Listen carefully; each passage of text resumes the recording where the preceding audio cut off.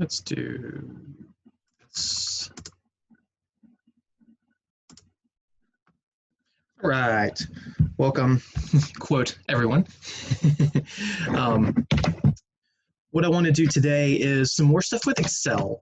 I feel like coming to the end of the semester with only one class left, it's more important to focus on some of the aspects that you can take away from this course. And I know that pretty much no one is going to use the big, crazy, hairy formulas that I have shown you before, specifically, oh, I closed my file. So let me take a second.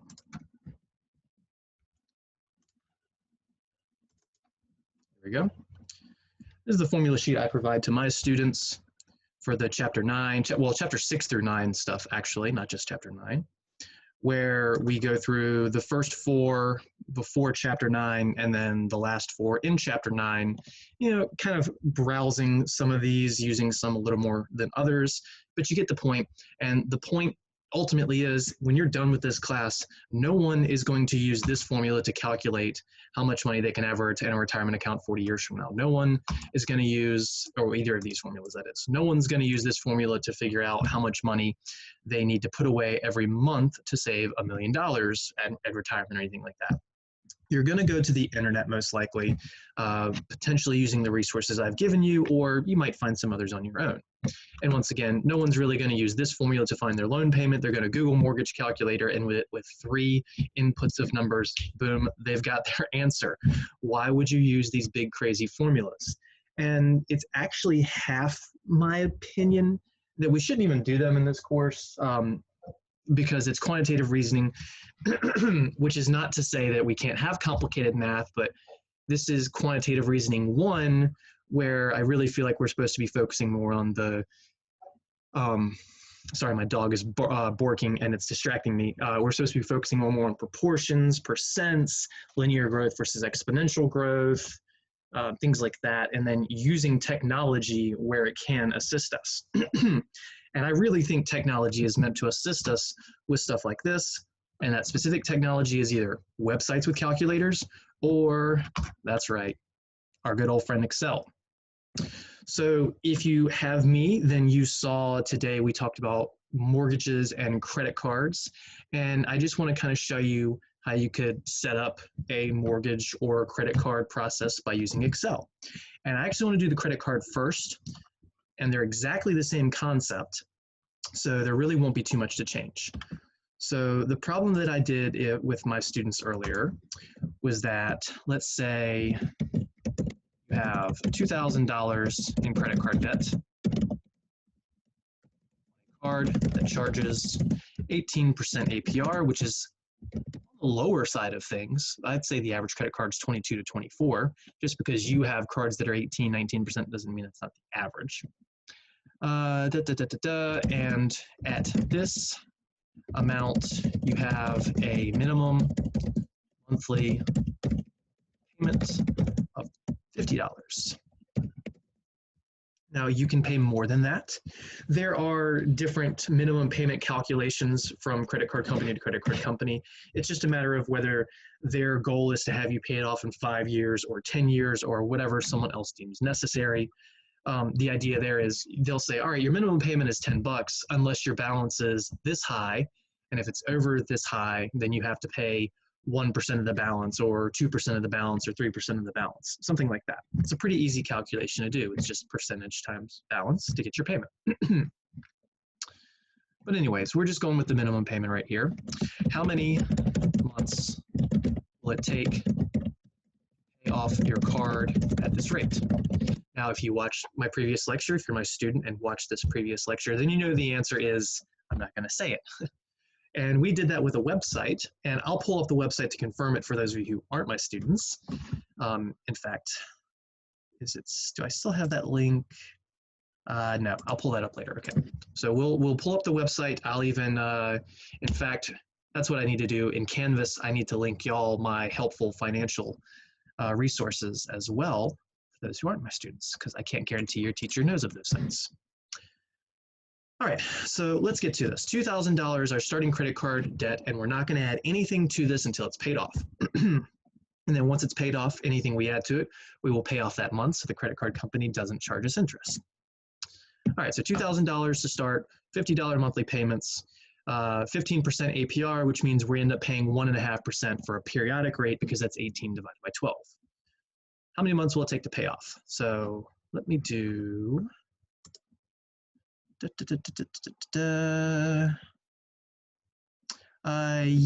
me see what we can do at the end of that. All right, so we'll come back to that. Okay, so let's zoom in just a little bit. Let's just do months and numbers instead of specific dates, but if you're making your own spreadsheet, you can have this be date and then January of 2020, February of 2020, March of 2020. You could still call it month, that would be fine, but I'm just gonna go 1, 2, 3, 4, 5. Let's have our starting balance, and then we'll definitely need to widen that column. Let's have a balance for the interest amount. Let's have a, I think I said balance twice, a column for the interest, a column for the payment amounts, and then a column for the new balance. I'm just going to widen these just in case they need to be widened. And then over to the side, let's just label a few extra things like the initial balance, we said was the $2,000, the APR, which is our annual percent rate of 18%. Then we had our monthly payment of $50. Oops. Just wanted a colon there. Okay. Now you can use you can get these used over here with cell references, or you could type them. It's not going to be the end of the world, whichever you do. And then month 1, 2, 3, and I'm not actually going to drag these down yet. Let's just see what happens. So starting balance. So you could type your 2,000 here, or you could do a fixed cell reference with the initial balance over there, and it has to be fixed. In other words, we need to double cache it. See, I can't use my arrows to move right now. I was trying to move between the letters and the numbers, but it makes me move cells, so don't do that. I need to just use my mouse and click, click. There we go. So that one's going to be $2,000 and it won't change. If I say, all right, our initial balance is $5,000, that will change. And I think this is the better way to go. That way you can create multiple scenarios.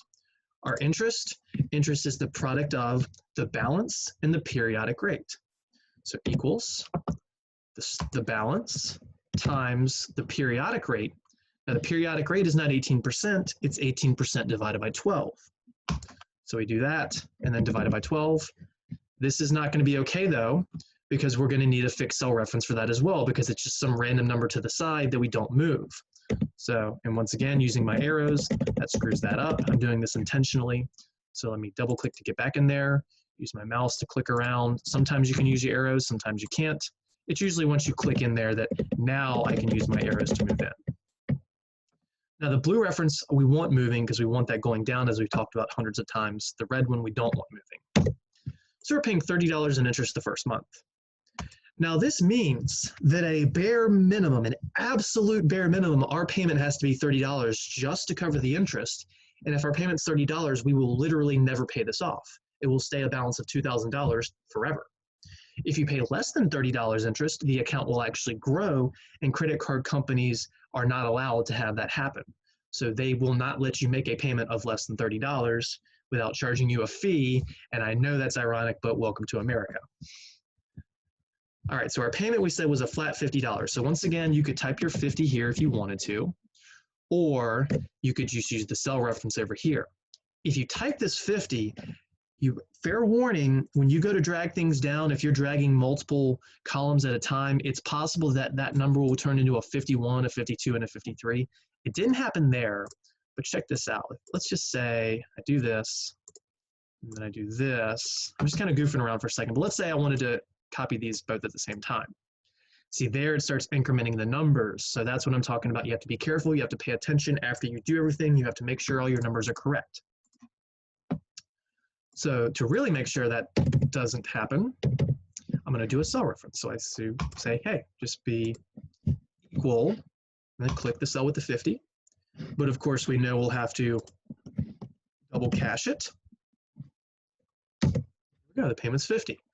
So that way when I drag it down, no matter how I drag it down, even if I do this, it still stays 50. New balance equals. Now you're used to going, it's the old balance and then plus or minus the interest. Plus if this is a savings situation, minus if it's the bank taking money from you for a mortgage or something. But this is interest that the bank is charging that goes in addition to the balance. So we go equals balance, then plus the interest, because the bank is charging that would increase our balance. But then we have a payment of $50, so we go minus, because that will reduce the balance, because this is a credit card, this is money owed. So whether you're adding interest or payments or subtracting interest or payments depends on the scenario. You have to make sure everything makes sense. And now we owe $1,980. Row 2, the starting balance must be linked. Again, the 100th time I've said it, so we go equals, and then click on this one. Boom. And then we're going to drag the interest down. Now that was a fixed reference, so everything should be okay. Now the balance is a little less, so we should expect the interest to be a little less. Well, it says exactly the same. What's up with that, Mr. Beckner? Well, because I was typing dollar signs here, it's just going to do flat dollars unless I click this to change the decimal precision to move it left or right.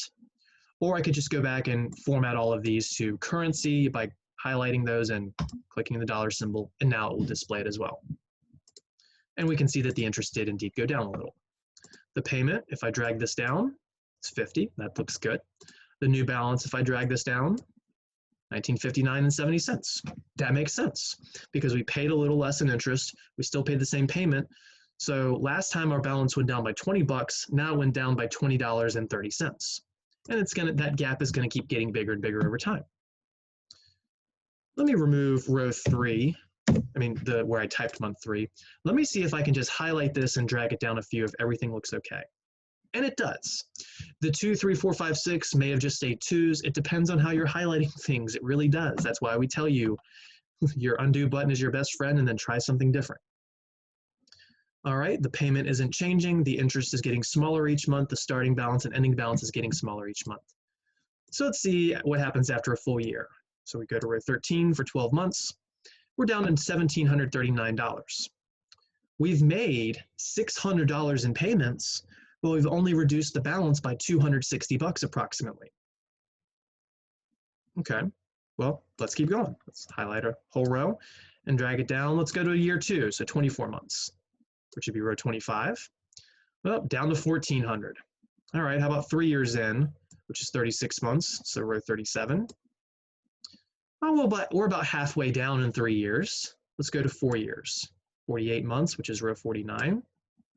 All right, we're picking up steam. Now we've gone down another $400. That was quicker. Let's go 5 years in, which would be 60 months, which is row 61. Ooh, we're almost there. So maybe let's just take this another row at a time.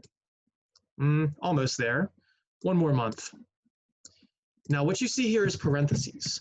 In Excel, that means negative. Sometimes it will show a negative symbol, and that's if you did not format it to currency, I believe.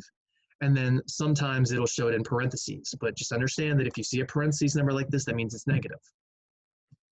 Now you only owed $26.84 this month. Why would you ever pay $50 the next month if you only owed $26.84 previously? So maybe you think you're going to pay $26.84. That's not the answer. Watch what happens. You still owe 41 cents, and that's probably because there's some inherent tenths of cents built in. So, well, that's because you had to pay this extra 40 cents in interest. So let's bump this up to $27.24. Now again, it's going to say 1 penny because of some round off issues, but you've paid it off at that point. And if not, $27.25, boom. Now it's paid off. It's in parentheses because the number stored there is actually like 0.0053 in a negative number. There you go, 62 months. All right, so Excel helped us figure out how many months it would take to pay this off. Maybe you hate Excel and maybe you just want to go to the internet. So you go to the internet, you go to calculator, payoff, oh sorry, credit card, payoff, calculator. I've clearly typed before. And first one, this is my site, not my site personally, the one I really like. We started with a balance of $2,000. You can see I've done this before. An APR. Now, when it says interest rate, that means the annual interest rate, not the periodic rate. And then the payment per month, we say we were making $50 payments. And look at that. In the snap of a finger, it did everything for us. And you go, Mr. Beckner, why are you even teaching us Excel? Because Excel gives you the line-by-line play. This doesn't. This doesn't tell you every single little detail along the way. And then it gives you some advertisements if you don't have ad blocker. Let's not worry about that stuff. This gives us so much more information. But it is just an alternative method. Both work. And do I care which way you're doing this in your real life to find this stuff? No, I care that you care enough about your finances to try this stuff out one way or another. That's why I'm giving you options. So by doing the fixed cell references over here, fixed cell references over here, referencing these numbers, now I can say, all right, well, what if I have bad credit and my APR is higher? What if I got a 24% APR? A lot of things are going to change over to the left as soon as I hit enter in 3, 2, 1, boom. Now our interest has gone from $30 for the first month to $40, which means out of this $50 payment, only 10 of it went towards the principal. And now 62 months in, we're just over halfway done. So just going from 18 to 24%, which is significant, now it's going to take us, I'm just going to try and guess. Ooh, that was way too far down. Let's try about here. Way too far still, so let's take some away. And there we go. It would take 89 months where that last payment would not be a full payment. And 89 months is what, 7.5 years? Just under 7.5 years. It would be 7 years, 4 months, 5 months, 5 months. 7 years, 5 months. So just from having good credit to bad credit, or just from having an 18% card versus a 24% card, you've now gone from 62 months, which is 5 years and 2 months, to 89 months, which is 7 years and 5 months. So you've added 2 years and 3 months because of a bad credit rate. You go, all right, well, I've got this terrible credit rate. Maybe I should make bigger payments to account for that. I've got an extra $50 in my wallet every month after this, so let me pay $100. Now let's see how fast this will be done with this crummier interest rate. So by paying $100 each month, look at this, we've paid it off in 26 months.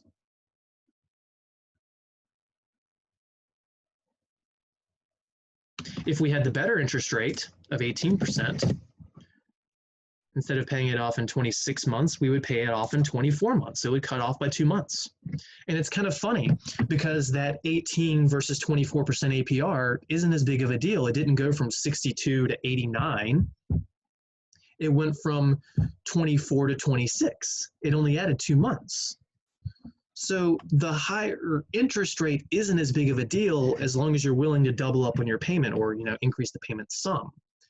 Maybe you say, all right, I got $150. Let's see how quick we can pay it off. Now it's 15 months, a year and 3 months. That's nothing in the grand scheme of things. All right, well, my initial balance was $5,000 maybe. Look at how easily I'm just able to change stuff by having those fixed cell references. If I hadn't done that, I would have had to fix the 5,000 here. That would have been it for that issue. The interest, though, since I had the 18% here, I would have to correct the 18% in every single one of these, and I could certainly do this kind of thing where I fill the formula down, but it's more than 2 steps. The same thing with the payment. If I change the payment number, I'm going to have to change it here, change it here, change it here, change it here, all of them. So fixed cell references really do make things just happen quicker if you want to go through different scenarios. Okay, so now we have a $5,000 starting balance. Let's say we had a $50 payment. Let's go back to the $50 payment. Why did I type it there? Because I'm trying to rush. Let's go back to a $50 payment and look at this. Our balance each month is going up because we're not even paying the interest off. There's $75 in interest, but we're only paying $50. Now again, the credit card company legally can't do this.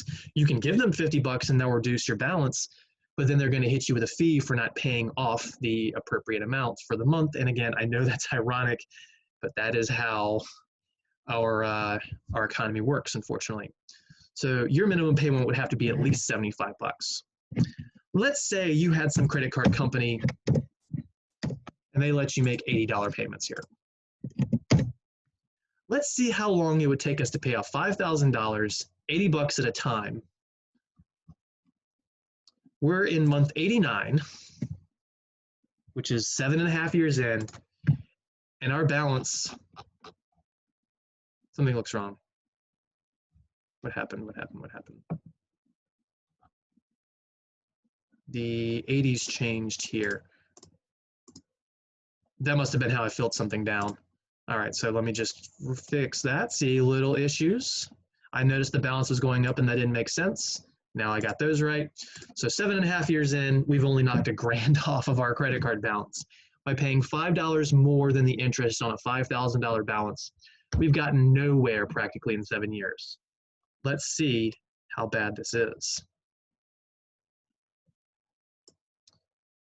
All right, 162 months in, we still have a balance. I'm just arbitrarily dragging. 184 months in, which is 15 years and 4 months, we still have a $173 balance. So we're getting closer at least. There we go. 187 months, that is 15 years and 7 months. Typically, credit card companies are not allowed to make you take 15 years and 7 months to pay off something.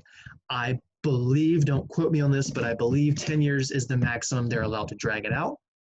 But you might be thinking, well, Mr. Beckner, I've been paying off a credit card for 30 years and it's never hit a $0 balance. That's because you've been adding to the pile. Nowhere in this scenario have I added to the pile.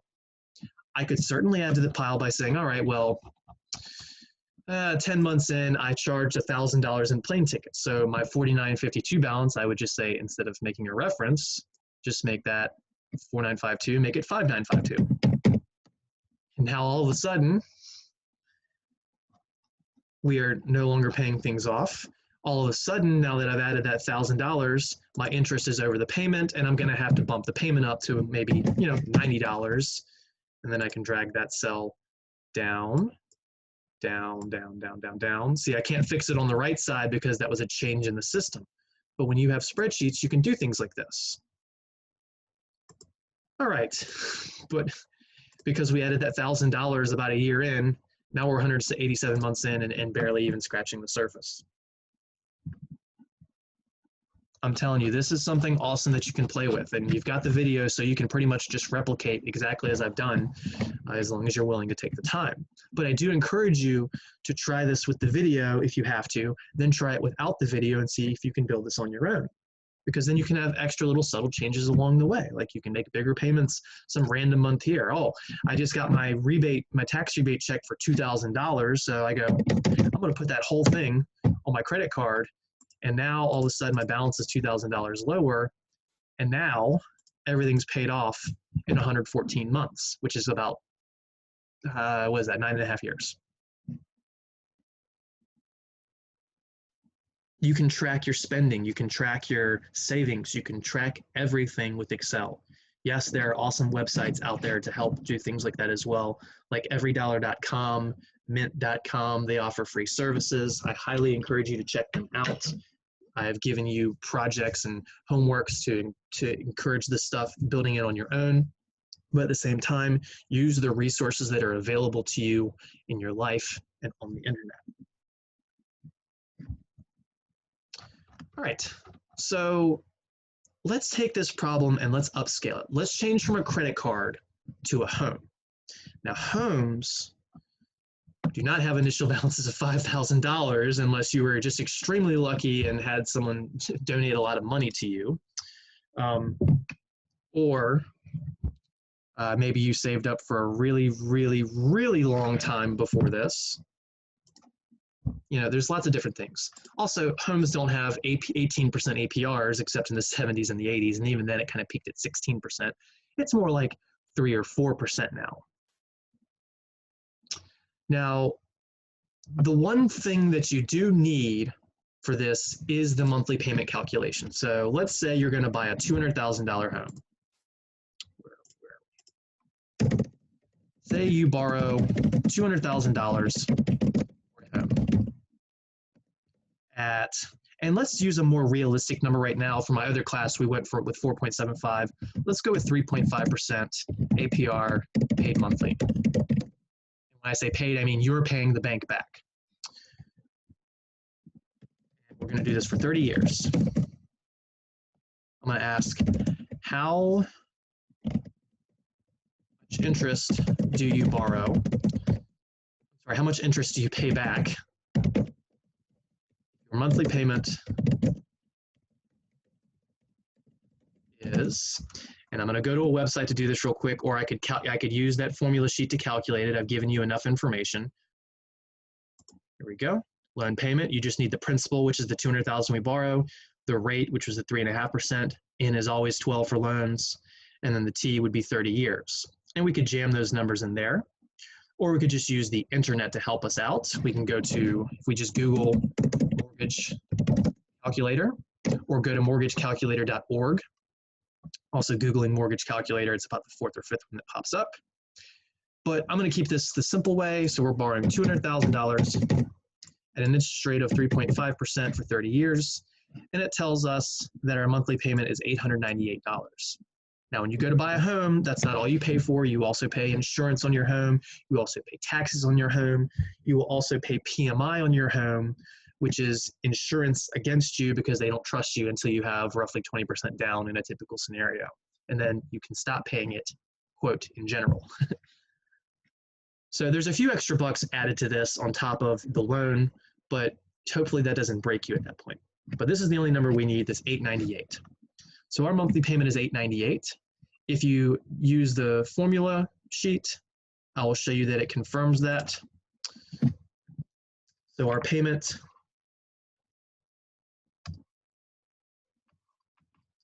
oh no. All right. This is always fun. Oh, there we go. I've never seen that happen. I know I say that a lot, but it happens a lot. So again, the P here is the 200,000. The R is the 3.5%, which is 0.035. The N is 12, and the T is 30. Now that exponent, the negative NT, is negative 12 times 30, which is negative 360. So in the formula, we got 200,000 times 0.035 over 12, and all over bracket 1 minus parentheses 1 plus 0.035 over 12 raised to the negative 360. Please don't hit save. There we go. Now, I know I put these numbers in pretty quickly, but again, I'm not having the emphasis on this, even though it is an awesome skill to have. It's literally just put the circle in the circle, put the square in the square, put the triangle in the triangle. Pay attention to what the letters say, and everything will be fine. So we get a calculator, screen, clear the screen. 200,000 times 0.035 divided by 12. Make sure you're closing parentheses. This is literally just copy paste. The fraction counts as a division. Brackets count as parentheses. 1 minus, parentheses, 1 plus. Practice this on your own though, if you want to. 0.035 divided by 12. Close it. Raise it to the negative 360. Remember, always pre-multiply your exponents for things like this. Close the bracket, which is another parentheses. And look at that, $898. And then our formula does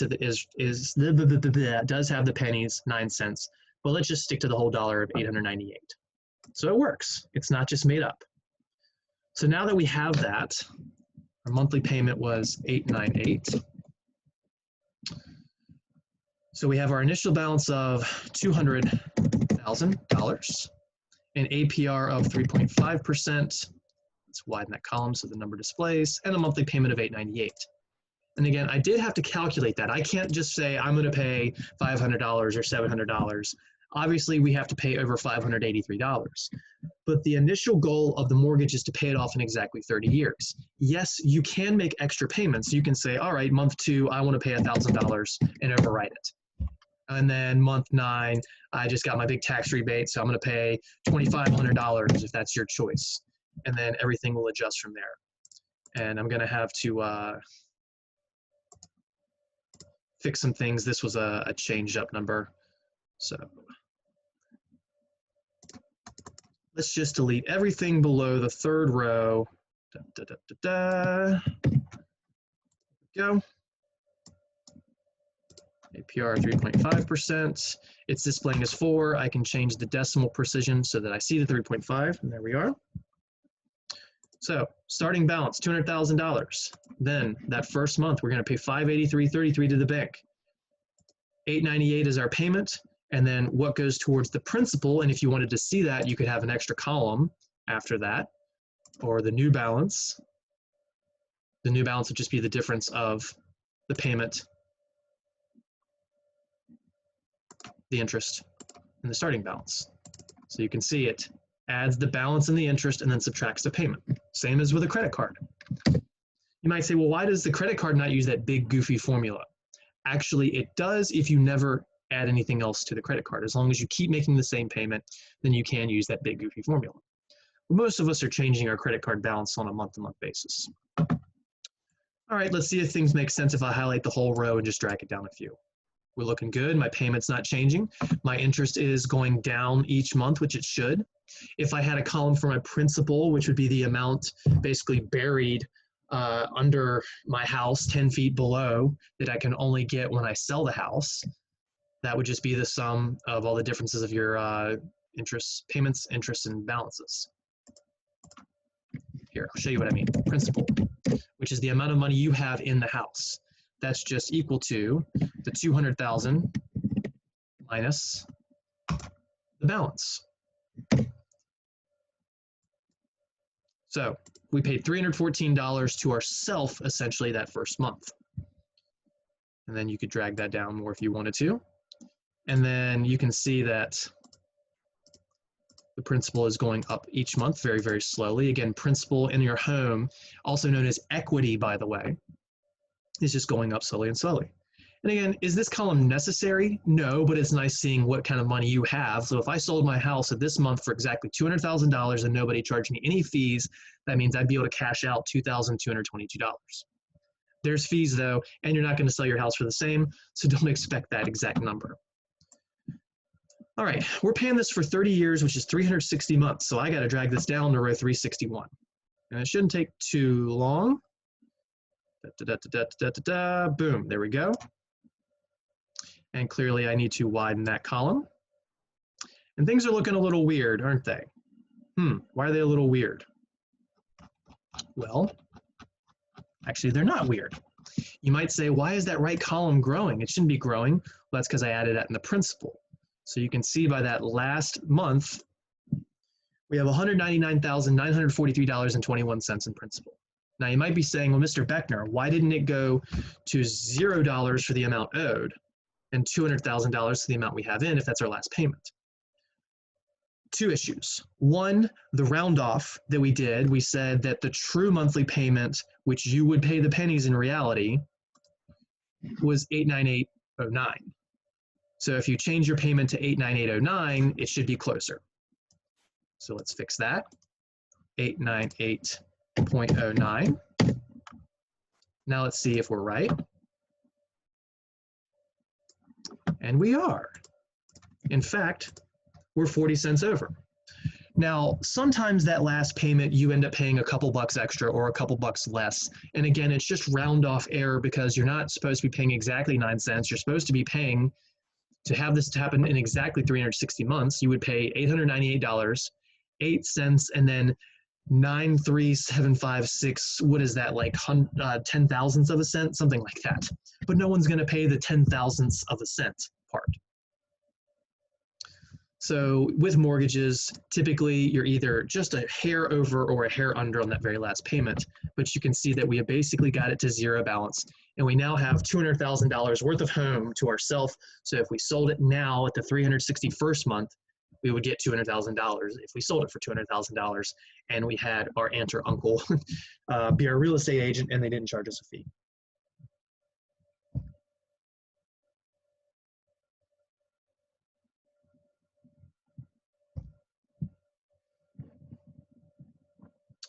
You go, okay, well, can I change some things about this? Well, what would happen? Well, what can I change?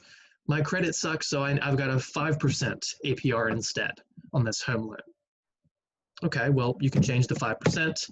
And now what you're going to see is by that 360th month, we have no longer paid it off. We're $53,000 in debt.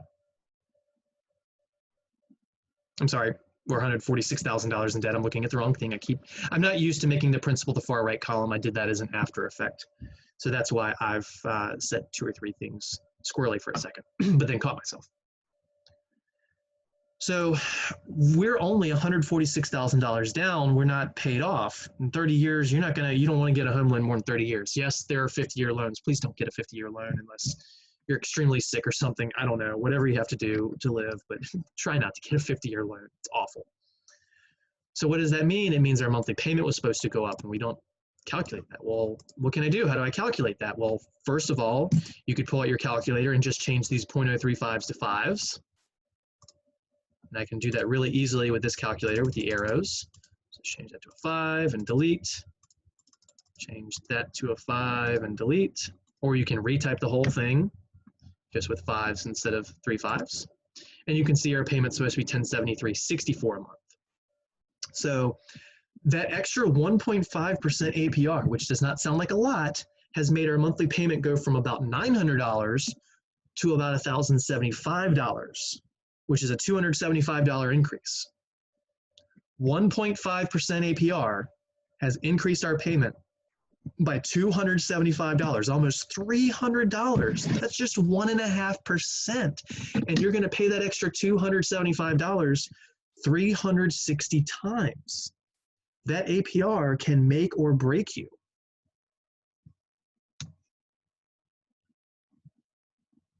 So now let's change this to $1,073.64. And we'll start to see our numbers flow a little more usually by about 20 years in, which would be the 240th month, you're about halfway down with the loan. It usually takes 20 years to get halfway down on a 30-year loan because you pay more interest up front, and then the back 10 years, you're going to pay more towards your principal. All right, so let's see, 360, are we at 0? Oh, we'd have to make an extra $2.70 payment that month, but yes, we're at 0 essentially. Again, that's because of the round off on the hundredths and thousandths of a penny that we're not actually including. Because when you deal with numbers this large and for such a long time, they become, I don't want to call it significant, but minorly significant. You know, it's an extra $3. Again, not going to break the bank over that. I'm going to go on a side rant for a second. That 3.5% versus 5%. Maybe you can afford the 3.5% $900 payment, but you can't afford the 5% $1,000.74 payment. That is exactly what caused the housing crash of 2008. And you go, well, Mr. Beckner, your rates don't change. If you're getting the correct loan, then yes, your loans as a rate don't change. So if you get a 5% loan, it stays 5% for 30 years. If you get a 3.5% loan, it stays 3.5% for 30 years. Your monthly payments don't change. Your taxes might change. Your insurance might change. And by might, I mean they will. Your taxes will go up. Your insurance will go up. I can definitely tell you that. If you're in Portsmouth, your taxes are going to go up more than everyone else because, well, government in Portsmouth is the government in Portsmouth. So how does this relate to the housing crash? Well, it's not as popular now, but more than a decade ago, 15, 20 years ago, something called a variable rate loan was very popular. A variable rate loan does exactly what the name says. It varies. When you start out your loan, they might go, all right, we're going to give you this really good 2.5% or 3% or 3.5% rate, but it doesn't stay that way. It varies. And you think it's going to go down. Of course it's not going down. The bank is not going to decrease your rate. It goes up. Now, they can only make it go up. They call it a 5% ARM, a 5% adjustable rate mortgage, ARM, adjustable rate mortgage. The 5-year does not mean you pay off the loan in 5 years. It means that after 5 years, the initial rate they give you, that 3%, that sweet 3% rate, goes up to 4% the next year.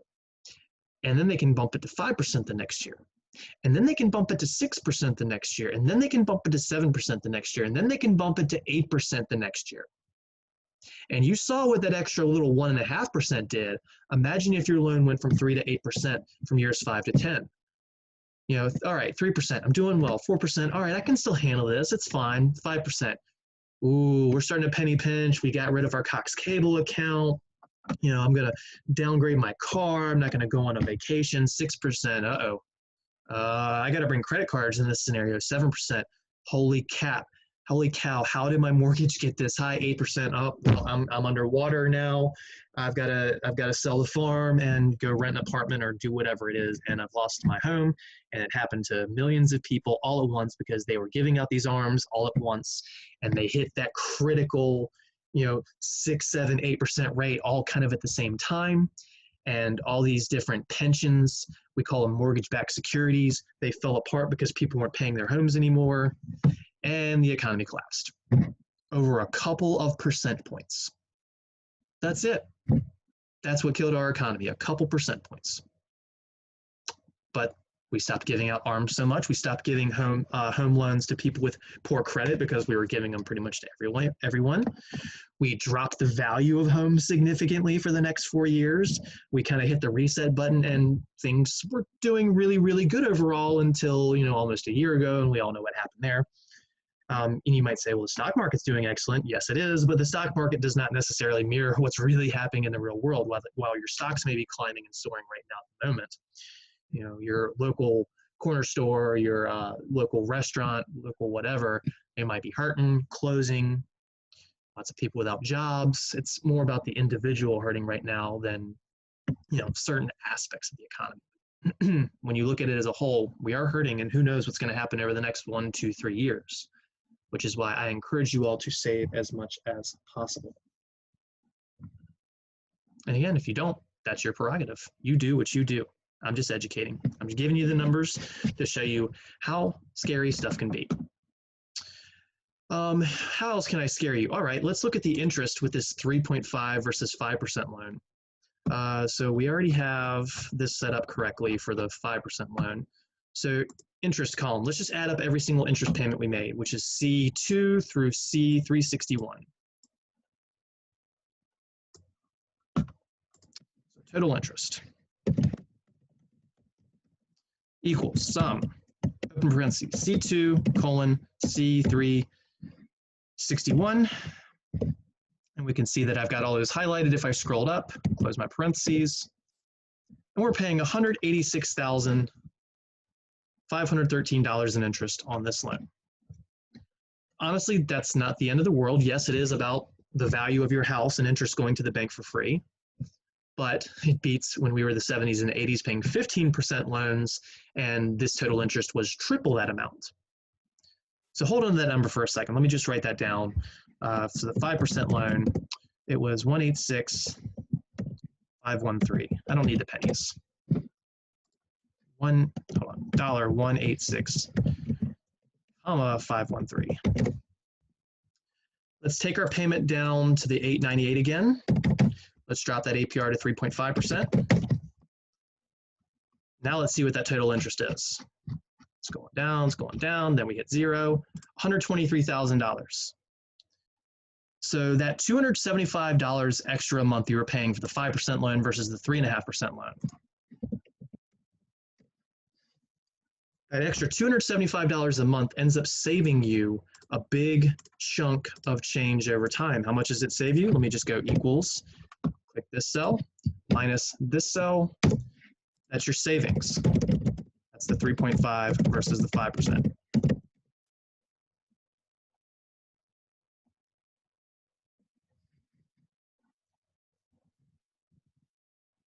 $63,000.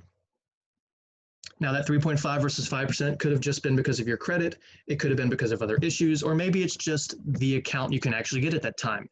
Mortgage rates have a kind of a floor for the best credit out there, and then they go up a couple points for the worst credit. But that changes over time. Back in 2006, the low rates were like 6 to 7%. Now they're 3%, 3 to 3.5%. A decade ago, they were around 5 to 6%. Again, the 70s and the 80s, they were 15 to 16%. This is variable throughout the ages. All right. And unfortunately, on that note, I need to end things. My person who asked a question in chat, let me email you about that. If I feel like I need to make a short little video about it, I will. I wanted to get to it, but something came up and I have to run. So we will meet again on Thursday. That will be our last class. And yeah, per usual, if you have any questions, please email me. I hope this was enlightening, to say the least. And like I said, that little finance website sheet I will add to your Canvas shell so that you can see it in case you aren't my students, because I know I have one or two. All right, have a good day. We'll see you Thursday.